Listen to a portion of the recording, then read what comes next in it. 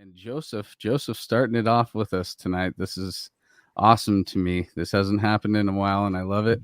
Thanks for being here with me tonight, my resident homies. And tonight we are with John Matos from Abiotic. There, I did it. I did it. Rushed, dude. One take. What's up, dude? How are you, John? Doing well, guys. Thanks for having me. Hell yeah. John, anything you want to plug?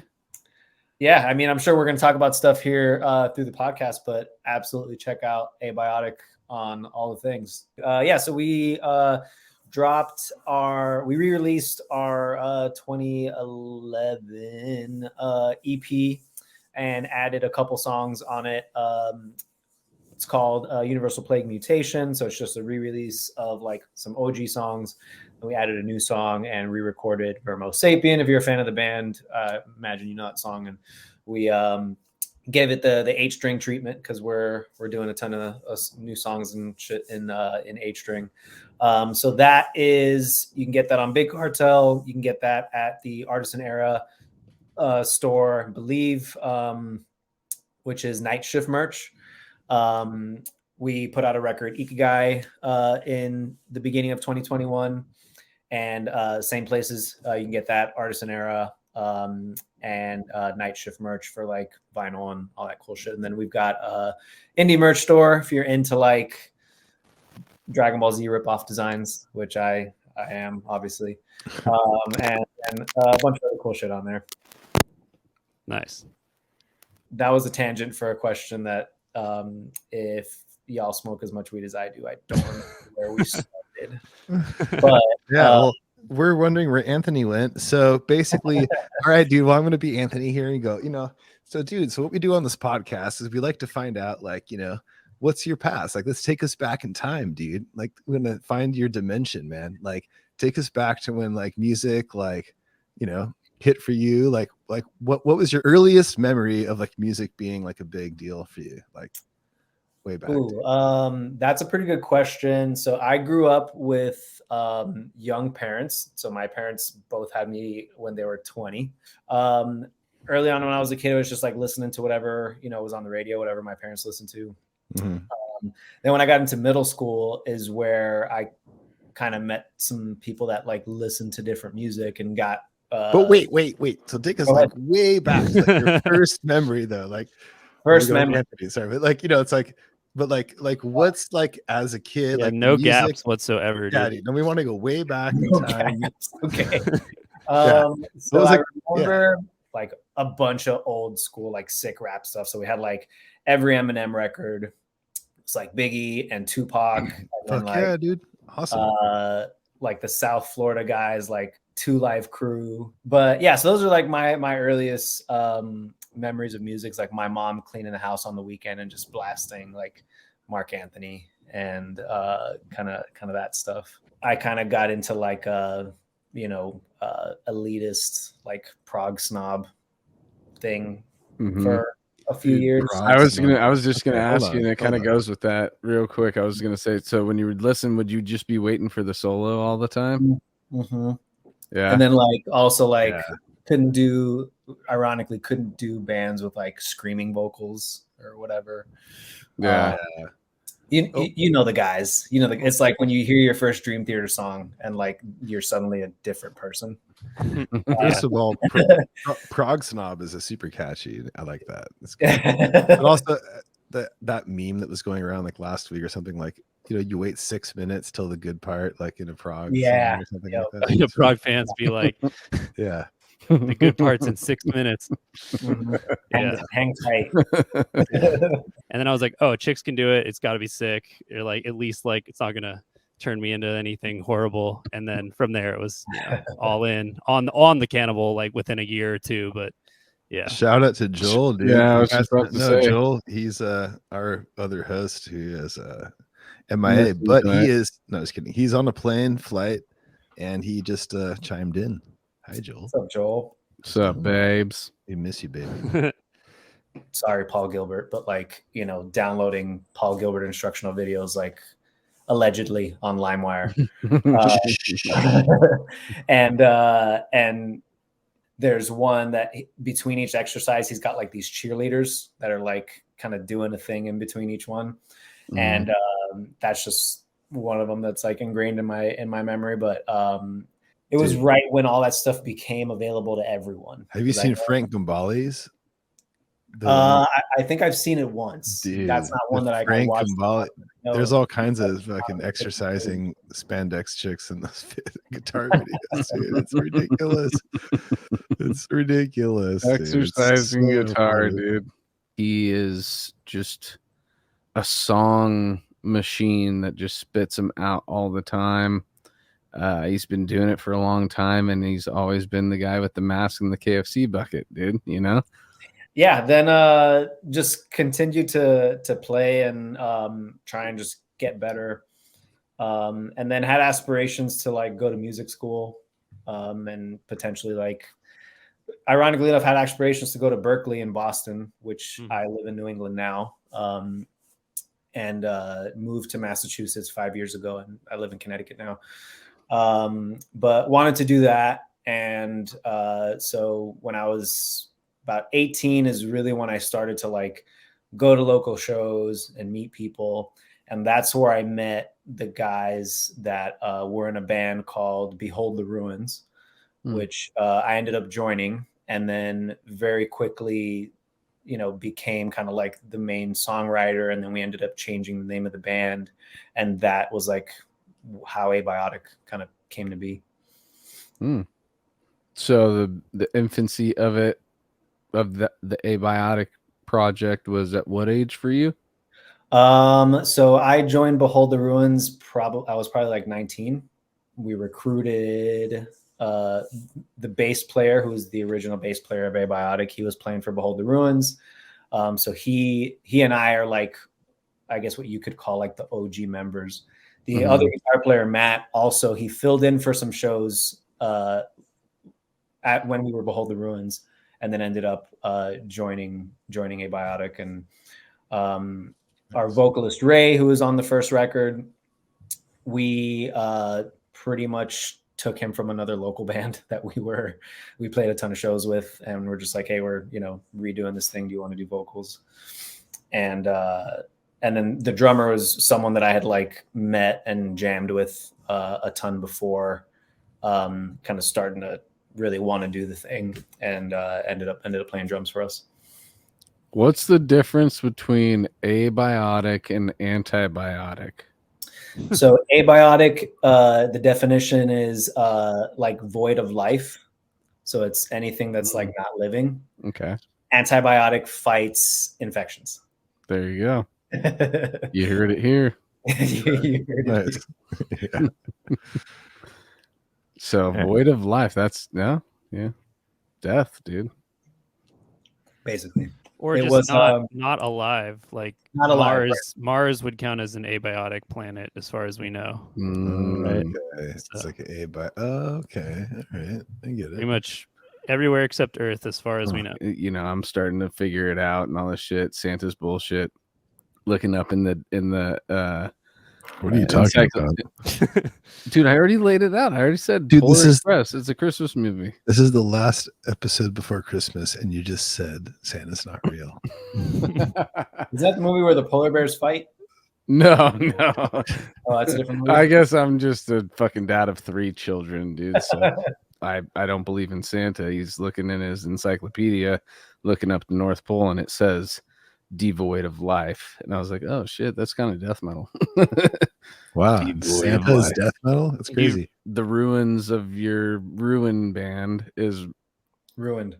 ruined. And abiotic is coming to fruition. So tell us what that's all about. Like, was it your brainchild?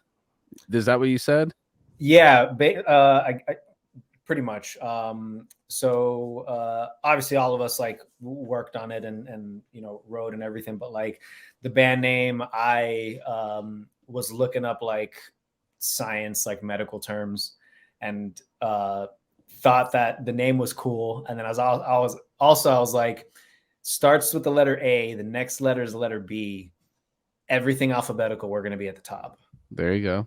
So that, and also, you know, the name, I think, being the definition being kind of cool is kind of like, If you where called it Abiotic, it would have been fucking at the very top of the list, dude. they just put like 40 A's in front of that bitch and just like, it would have been good. No, then we were just like doing the local band thing, practicing a few times a week, which included like writing and just sitting in a warehouse with a bunch of dudes writing music, like not on computers like we all do it now, which was fucking painstaking. And really just like, I got a notebook and I wrote like abiotic goals on it. And each page had like a different thing. Like, by this time, let's do this. By this time, let's do this. We need merch. We need this. We need that. And kind of just like checking off small goals to get to the bigger goal, which is like, you know, we record some singles, put together a music video, get an EP together. And then while we were doing all that, I woke up like a Saturday morning, hopped on my laptop, and had an email in my inbox from like Metal Blade Records, like, "Hey, what are you guys doing?" Mm-hmm. And that's really where like things kind of started to happen quickly. Right, Damn.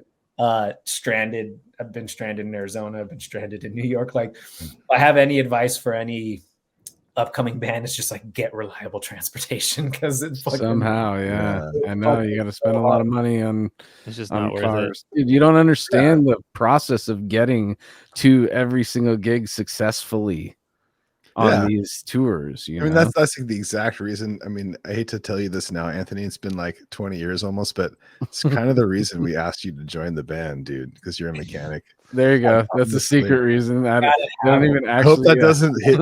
It's been long enough that I hope that doesn't hit too. Too steamy. Yeah, the only time I actually had to pull together and use my expertise was a blowout on a tire. That's it. I just had to fucking change out a spare. I didn't have to get under the hood of any van that I've toured in, luckily. Wait, Joel's all right, BMW. enough about me and my fucking automotive. I want to talk more about expertise. cars though, real fast. So I know we did bring up one of the vans, yeah. I remember one of the first things I knew about Abiotic is that you had Aaron Stacconner playing drums for you for a bit. We did, yeah. And he was like fresh and like out of Cali, and just like, did you just like pick up and move to Florida and join the band? Pretty much, yeah. So and then Aaron, just for reference, played with Rings of Saturn, Interloper, and has been playing for a bunch of bigger bands lately. So yeah. Filled in for the Faceless, filled in for Born of Osiris. Like, yeah, he's been actually just caught up with Aaron on a FaceTime video yesterday. Oh, really? Funny enough, yeah. I saw him out at a show on Saturday. Nice. Yeah, we hung out for a bit. Yeah, rad. That's cool, dude. Our drummer Anthony, he joined shortly after, and me? not quite, but unless you can do hell no, dude. I only do shitty grindcore. Let's fucking do this. So what was the plan? I think a group mentality aspect, or like, you know, just getting multiple brains together, and it could show, you know, people could contribute to the project with a certain vision, but with the, you know, constructive criticism of the peers that they respect, that they want to work with. Yeah, they can accept that criticism if you know, they could end up being pushed in it, or their vision could be pushed in a different direction. They didn't realize that something was covered and the homies uncovered it for them, you know. And I just like that whole throw it in the pot, throw it in a cauldron, let's stir it up together and see what we get type deal. Yeah, exactly. It's not about like who wrote it. It's more just like, is it a good song? Is it a good section or not? You know, and just like, take your ego out of it. And it's just like, whoever fucking wrote it, if it's sick, let's use it. I like the metaphor of like, it starts as a boulder and we all chip away at it, you know, and eventually we're going to have a sculpture that we all created together that we're finally going to sit back and be like, oh yeah, dude, that's ours right there, you know. Yeah. That's mainly what it is, dude. You just working with the people that you like working with. They also end up being your best friends if you're lucky, and boom, you're off running. As long as you're not the guy that's just like, I don't like that. Yeah, no. What don't you like about it? I don't know. I just don't like that. That's like Joel. He's not here tonight, so you gotta come with solutions, man. Yeah. No, he's not. I'm just kidding, dude. No, how his brain works with that shit. So I'm like, yo, have at it, bro. Due to in part to a lot of factors, one of those that being one of the main factors, the record didn't do as well as we'd hoped, probably as well as the label hoped. So we ended up working with another management company that I will tell you guys off air who it is. And Metal Blade wasn't super stoked. So that, among other things, I imagine, we ended up getting dropped right after we did our first tour in Europe with Suffocation and Cattle Decap. Okay. So we're back on the up and up after hitting some bumps. We do this first, like, damn, dude, probably the sickest tour we've ever done. And then, you know, that's some of the news. So when we came back, we're just like, hey, you know, we're going to, you know, we put time into the game. We've got connections. If we want to shop this and put it out on a label, we will. If we want to self-release, maybe we will. We self-released the comeback single before we put the record out. It's a single called Emerald. That's our most streamed song as a self-release. But ended up, like, you know, I was like, well, to do the record, I want to like partner with a label that I like and I'm going to be stoked on working with. And we ended up going with the Artisan Era. Yeah, dude. Just like incredible, like, you know. So could you talk about like the concepts that the band kind of writes about and how that's changed too? Yeah, absolutely. So first, you know, we're very influenced by, like, you know, again, like, and still are, but like the whole tech death thing and like everything that came along with it. So like the aesthetics and like what you write about, which is like space and aliens and like you know, just very broad topics, which are cool. It's sick, and I still love bands like that. But with Ikigai, we really wanted to kind of to have it be a little bit more relatable. And we're like, you know, there's not a lot of bands that I think in our style that do that have lyrics like that. So I'm a big fan of like all stuff Japanese, like anime, the music, the food, like everything. Nice. And so I was like, I really want to incorporate like that style into the art, into the music for this record. But yeah, dude. Okay, so that's just very cool concept. Are you guys planning another album right now? We're probably gonna put out a few singles in 2023. Okay. And then I decide from there what we want to do. But I wanna stay active. I want to just like put some stuff out, but not have to take the time that's necessary to like put together a whole record and kind of do that whole thing. But not take too much time off. So I think, yeah, that's kind of our goal for this year. Put out a few singles, have some cool features on them. And yeah, just keep the train moving, man. And know your worth as well. Yes, sir. And we know Joseph's worth. Thank you. I think. Yes. I think. You're worth a lot, brother. All right. Talked about what you're doing in 2013 or 13. What the fuck am I talking about? 2023. You guys are doing the singles, but let's get into what I was teasing before, the Instagram page, the viral videos, all that stuff. How did that come about? When did you decide that you were going to start doing these types of videos? Give us the whole rundown on that. Yeah. It just came about like trying to put out content that would help my presence along with the band. So it's just like keeping with the marketing, right? When you're not actually out there grinding, doing shows and shit. So it's like, how do you be creative? How do you do shit like that people are going to see? And yeah, I figured like, why not just make some stupid videos and collabing with some people on Instagram. So like the drummer that you'll see on my Instagram that I do some videos with, he does some funny ones on his own. And then I just like remix them, put some guitars because he just does drums. So I'm like, oh, I can just track some guitars. So that Paradise or something. Yeah, it's David Paradiso is his name. He plays in a band from called Dream of. Sorry if I'm butchering this, dude. Dream of Serpio, I think it's called. Dream of Scipio. Yeah. Scipio. There you go. And they're sick. He's super sick. He's an awesome guy. Fuck yeah.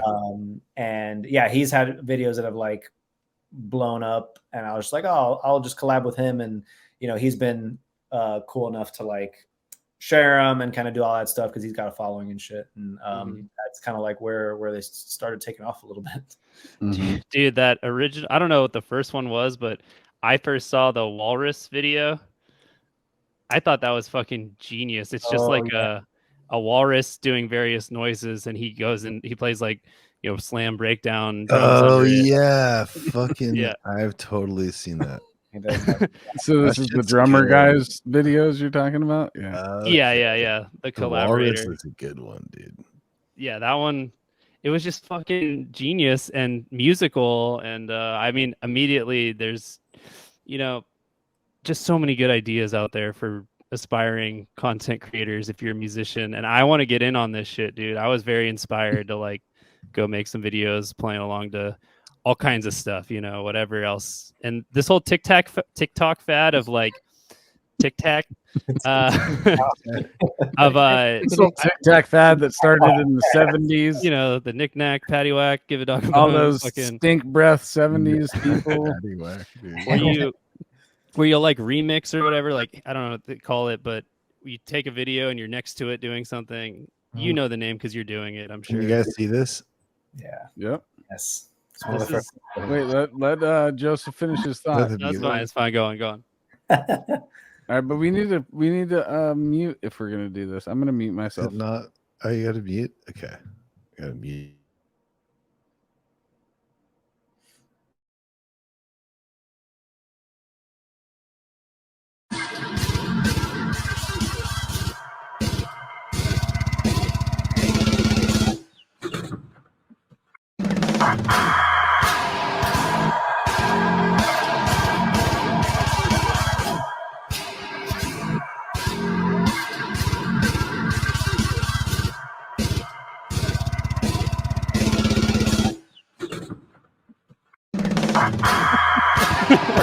All right.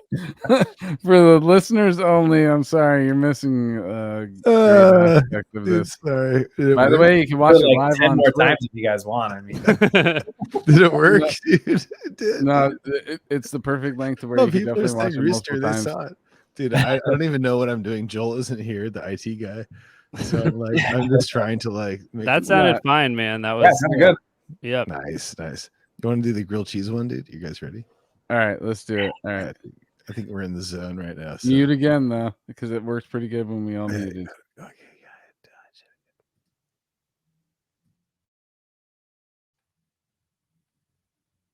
Dead air. Casey thought he had it. Quickest click in the West, dude. Quickest screen share. There we go. There it is. All right, stop it. No. Oh, God!